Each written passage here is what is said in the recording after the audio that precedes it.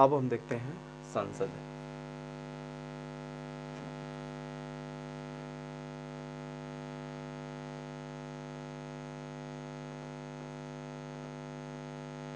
ठीक है, संसद के मेन 3 भाग होते हैं। पहला होता है राष्ट्रपति, दूसरा है राज्यसभा, तीसरा है लोकसभा। ठीक है, इन तीनों को मिल करके हमारी संसद बनती है। ठीक है, और इसी में एक सिद्धांत लागू होता है, इसको कहते हैं शक्ति पृथक्करण का सिद्धांत। ठीक है, सेपरेशन ऑफ पावर। ठीक है, ये जो है एक फ्रांसीसी दार्शनिक थे, फ्रांसीसी दार्शनिक थे, मॉन्टेस्क्यू चेम्सफोर्ड। ठीक है, इन्होंने ये सिद्धांत दिया था सेपरेशन ऑफ पावर का। ठीक है, इन्होंने कहा कि अगर जो पावर है, शक्ति है, ठीक है, वैसे शक्ति 3 प्रकार की होती है। वेबर ने बताया है, मैक्स वेबर इनका नाम है, समाजशास्त्री हैं। मैक्स वेबर ने 3 प्रकार की शक्ति बताई है। पहला है पारंपरिक सत्ता, दूसरा है चमत्कारिक सत्ता, और तीसरा है वैधानिक सत्ता।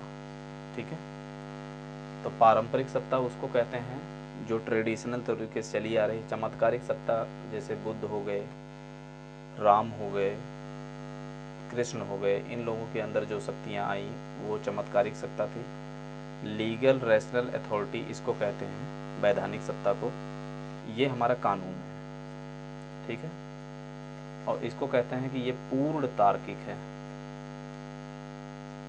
ठीक है, पूर्ण तार्किक है, क्योंकि जब भी कोई कानून बनता है तो ऐसे ही नहीं बन जाता, उसके लिए बहुत सारे फैक्ट्स जुटाने पड़ते हैं, तब जाके कोई कानून बनता है। ठीक है, तो इन तीनों सत्ताओं को अगर एक ही व्यक्ति में डाल दिया जाए, सिंगल, तो इनका कहना ये था कि अगर शक्तियों को एक ही जगह रख दिया जाए, एक ही लोगों के अंदर में, तो वो निरंकुश हो जाएगा, निरंकुश हो जाएगा। ठीक है, निरंकुश का मतलब तानाशाही। तो इस तानाशाही ना आए, इसलिए इन्होंने कुछ शक्तियां इनको सौंपी, कुछ शक्तियां इनको सौंपी, और कुछ शक्तियां इनको सौंपी, और सारी शक्तियों को सौंप दिया भारत की जनता को। तो इसी के अनुसार इसीलिए इसको शक्ति पृथक्करण का सिद्धांत कहते हैं, सेपरेशन ऑफ पावर। ठीक है, एक सेइंग है, शक्ति भ्रष्ट है। शक्ति जो है ये भ्रष्ट होती है। ठीक है,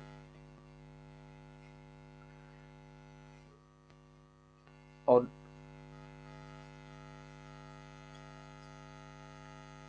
निरपेक्ष रूप से उसे बिल्कुल भ्रष्ट करती है, उसे यानी मनुष्य को।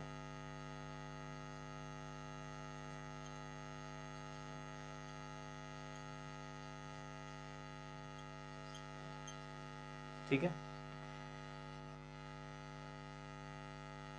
यहां हम लिख देते हैं मनुष्य को भ्रष्ट करती है। ठीक है, शक्ति मनुष्य को भ्रष्ट करती है और निरपेक्ष रूप से उसे बिल्कुल भ्रष्ट करती है। इसी को कहते हैं the power is corrupt and powers corrupt absolutely. ठीक है, तो जहाँ पे पावर है वहाँ पे भ्रष्टाचार है। ठीक है, यह सिद्धांत अमेरिका के संविधान पर भी लागू होता है। और इंग्लैंड की भांति इसे कठोरता से पालन नहीं करता। लेकिन ये जो चीज़ें हैं पूरी तरह से वो भारतीय संविधान जो है वो अमेरिका की भांति जो है कठोरता से पालन नहीं करता है। भारत में कार्यपालिका यानी मंत्रिमंडल के सदस्य जो विधानमंडल के भी सदस्य होते हैं। अब जो कार्यपालिका है,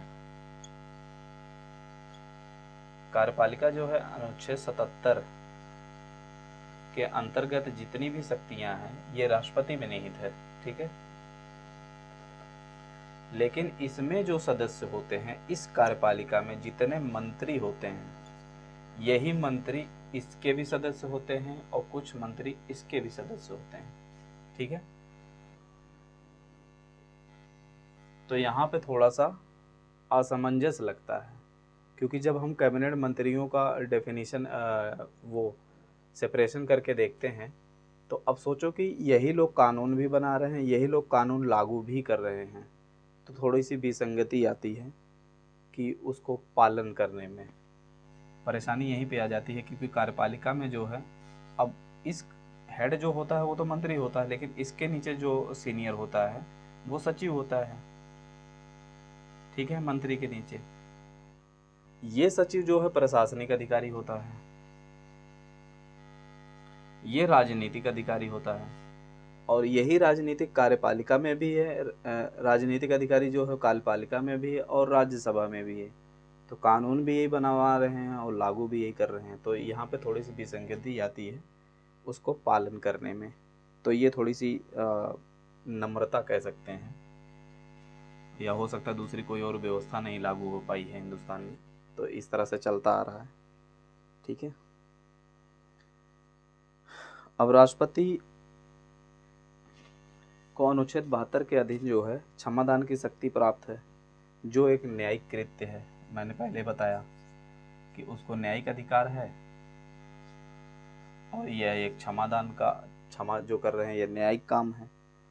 और अनुच्छेद 124 के अधीन अध्यादेश जारी करने का जो विधि बना सकता है 124, इसके तहत जो है अध्यादेश लागू ला सकते हैं।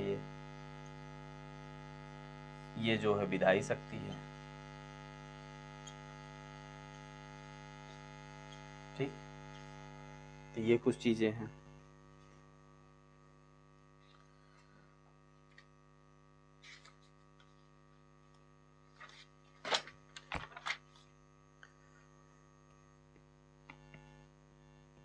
अच्छा, एक नियम और है, इसको कहते रहते हैं बार बार, कई लोगों के मैंने मुंह से सुना है, चेक्स एंड बैलेंस, ठीक है।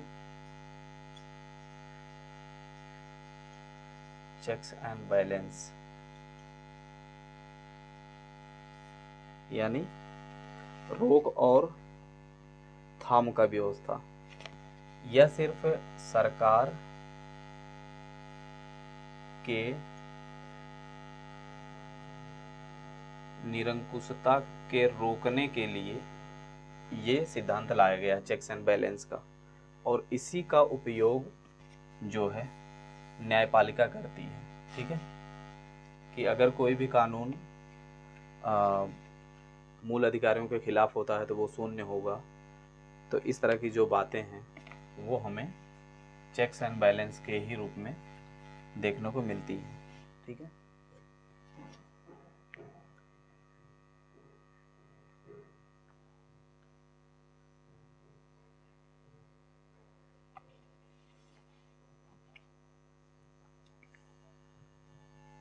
अब देखते हैं हम राज्यसभा।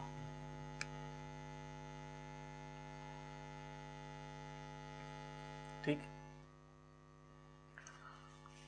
यह जो है 250 लोगों से मिलकर बनती है। 250 लोगों की एक संगठन होता है, ठीक है, समूह होता है, और इनमें 250 लोग होते हैं,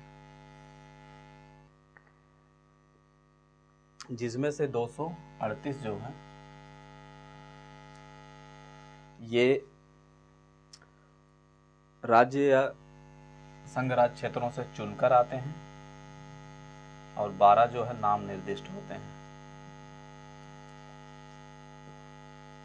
ठीक है, तो इसमें तरह मिला के, और जो ये नाम निर्दिष्ट होते हैं मैंने पहले बता दिया कि राष्ट्रपति जब इनको हायर करते हैं उनमें शामिल करने के लिए राज्यसभा में, तो उनमें ज्ञान, विज्ञान, कला, साहित्य, इनका जो है स्पेसिफिक योगदान होता है इन क्षेत्रों में।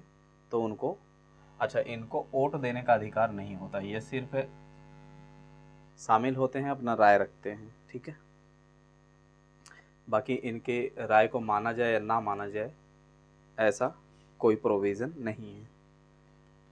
नामांकित सदस्यों को राष्ट्रपति के निर्वाचन में भाग लेने का भी अधिकार नहीं होता। जब राष्ट्रपति का चुनाव होता है तो इनको जो है मत देने का अधिकार भी इनको भी नहीं होता है। ठीक है, राज्यसभा एक अस्थाई सदन है, ये कभी भंग नहीं होता। अस्थाई सदन है, लेकिन इसके 2/3 हर समय सदस्य जो है हर साल बदल जाते हैं। ठीक है,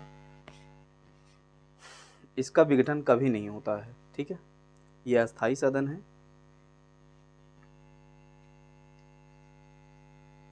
और क्या, हम 2/3 नहीं, 1/3 सॉरी, 1/3 सदस्य जो है हर साल प्रत्येक 2 वर्ष में, प्रति 2 वर्ष के बाद रिटायर्ड होते रहते हैं, लेकिन ये कभी ख़त्म नहीं होता। लोकसभा कभी भी भंग हो सकती है, लेकिन राज्यसभा जो है यह भंग नहीं होता है। ठीक है, और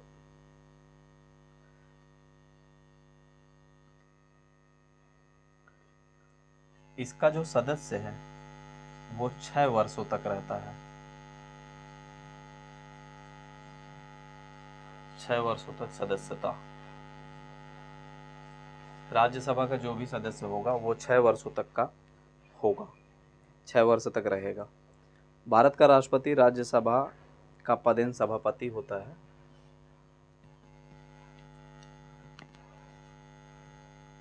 ठीक है, अब जो ये राष्ट्रपति है, ये जो है राज्यसभा का सभापति होता है। सभापति होते हैं किसके? राज्यसभा के। ठीक है, और उपराष्ट्रपति किसके होते हैं? लोकसभा के। ठीक, यदि कभी राष्ट्रपति या उपराष्ट्रपति दोनों ही अनुपस्थित हों तो राज्यसभा के सभापति का कार्य वह व्यक्ति करेगा जिसे राष्ट्रपति नियुक्त करता है। अब राष्ट्रपति उसके पहले नियुक्त करके जाते हैं कि अगर हम नहीं रहेंगे, वो नहीं रहेंगे तो कौन करेगा। ठीक है, तो वो राष्ट्रपति ही नियुक्त करते हैं। राज्यसभा चाहे तो विशेष बहुमत से राष्ट्रपति को हटा सकती है। इस विशेष बहुमत ला करके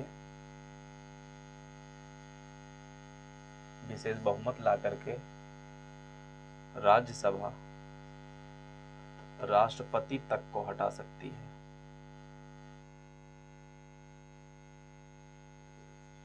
ठीक है,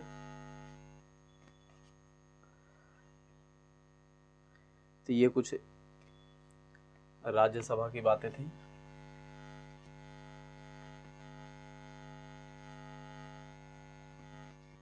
फिर आता है लोकसभा।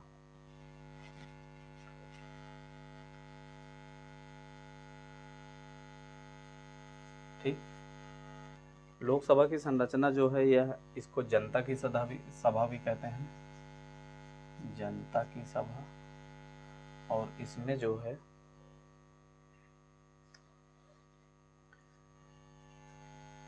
550 लोगों की समूह होता है। ठीक, जिसमें से 530 सदस्य जो है राज्यों से और 20 सदस्य जो है संघ राज्य क्षेत्रों से।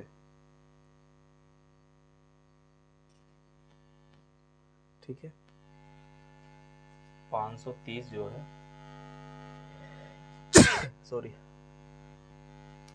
राज्यों से और 20 सदस्य जो है संघ राज्य क्षेत्रों से, संघ राज्य क्षेत्रों से। और इसमें जो 2 सदस्य हैं ऐसे अगर ये दो एंग्लो इंडियन नहीं है तो ये दो सदस्य और नामजद किए जाते हैं, यानी नाम निर्दिष्ट करके उनको बुलाया जाता है कि आप आएं और इसमें भाग लें। ठीक है, तो ये राष्ट्रपति करते हैं। अच्छा, अगर इसका विघटन कभी ना हो, जब से मान लो कि ये चालू हुई और यहाँ तक चलना है, तो पूरे कार्यकाल अगर चलेगी तो ये 5 वर्षों तक चलती है। ठीक है, लेकिन इसको कभी भी विघटित किया जा सकता है।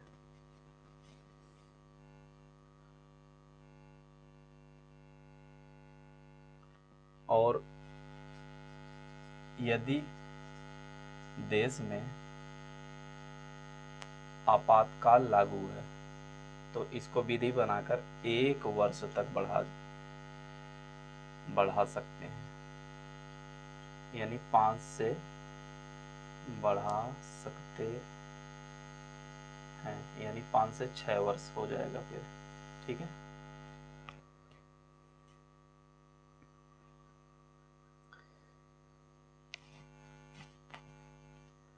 और एक चीज और है, इसकी एक खासियत है, जो धन विधेयक है, धन विधेयक, मनी बिल,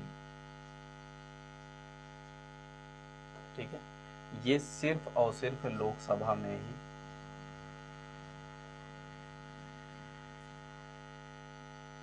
लाया जाता है। ठीक है, मनी बिल सिर्फ लोकसभा में ही ला सकते हैं, और मंत्रिमंडल इसी सदन के प्रति जो है उत्तरदायी होती है। जो मंत्रिमंडल होता है, जिसका हेड प्रधानमंत्री होता है, ये जो है इसी लोकसभा के प्रति उत्तरदायी होता है। ठीक है, इसीलिए जो प्रधानमंत्री करता है उसके विरोध में जितने भी लोग होते हैं वो लोकसभा में सहमत होते हैं। अगर सहमत नहीं होंगे तो मंत्रिमंडल अपना कार्य नहीं कर पाएगा। ठीक है,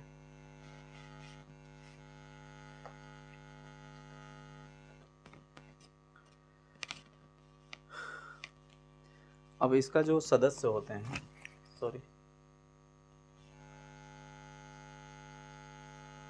इनकी जो अर्हताएं होती हैं, योग्यताएं कह सकते हैं, योग्यता, पहला योग्यता है कि वह भारत का नागरिक होना चाहिए, जो भी इसका भारत का नागरिक, जो सबसे कॉमन चीज है। दूसरा है कम से कम 30 वर्ष का हो। ठीक है, तीसरा है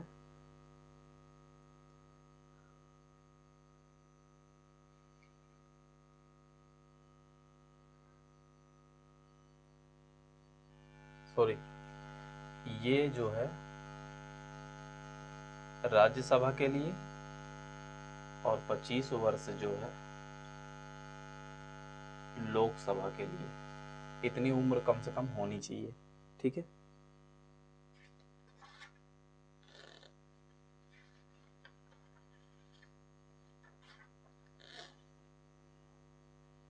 निर्वाचन आयोग द्वारा अधिकृत किसी व्यक्ति के समक्ष तृतीय अनुसूची में इस प्रयोजन के लिए हुए प्रपत्र को अनुसार जो है शपथ लिया गया हो, तो ऐसा भी व्यक्ति जो है इसकी योग्यता के लिए होता है।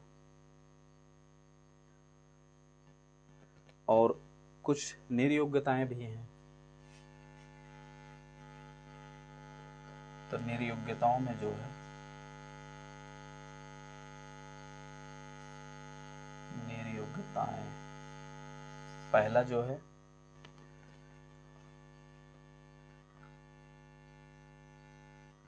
अगर वो 102 अनुच्छेद 102 के अनुसार कोई लाभ का पद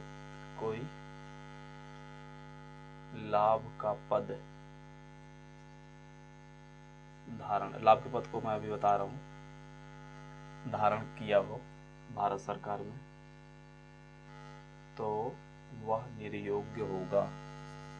ठीक है। दूसरा है, यदि वह विकृत चित्त या अगर वह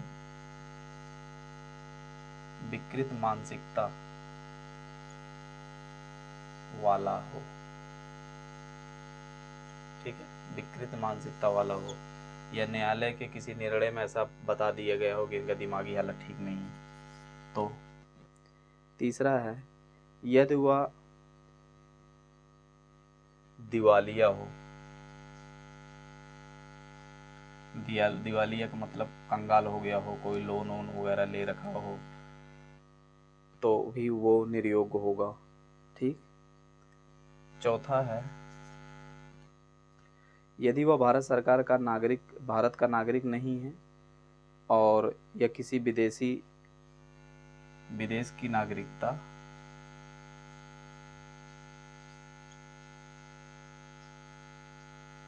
स्वेच्छा से ग्रहण कर लेता है तब भी वो यहाँ के सदस्य लोकसभा के सदस्य होने के लिए एलिजिबल नहीं रह जाता। यदि संसद द्वारा बनाई गई विधि के अनुकूल ना हो या कोई विधि है विधि के अनुकूल नहीं है तो भी वो इसके लिए निर्योग्य होगा। एक लाभ का पद जो मैं बताने जा रहा हूं कि लाभ का पद किसको कहते हैं। कई बार आता है कि लाभ का पद, लाभ का पद। ठीक है। पहली बात तो ये संविधान में अनडिफाइंड टर्म है। ठीक है, अपरिभाषित है। संविधान में इसको परिभाषित नहीं किया गया है। ठीक है, तो इसको कैसे समझते हैं, तो उसके लिए जो निर्णय आते हैं न्यायालय के, इन निर्णयों के माध्यम से ही हमें इसकी परिभाषा मिलती है। तो लाभ के पद का मतलब होता है ऐसे पद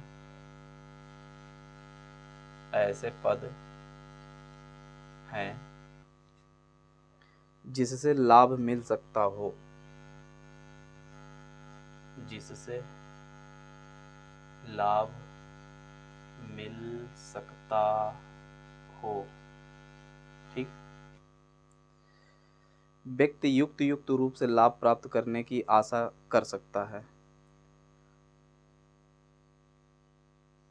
व्यक्ति जो है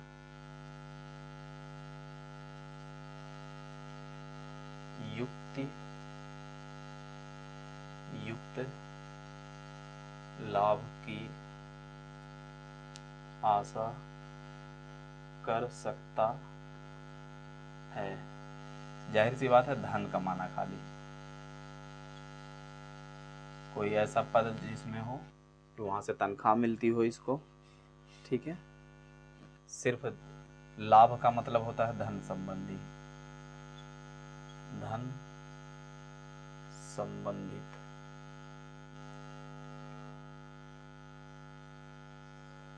तो धन संबंधी कोई भी ऐसा पद अगर धारण किया है भारत सरकार में तो भी ये एलिजिबल नहीं होता है। ठीक है,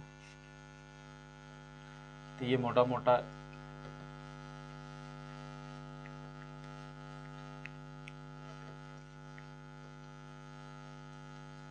हम मोटे मोटे अर्थों में समझा कि लोकसभा क्या है, राज्यसभा क्या है और संसद क्या है। ठीक है।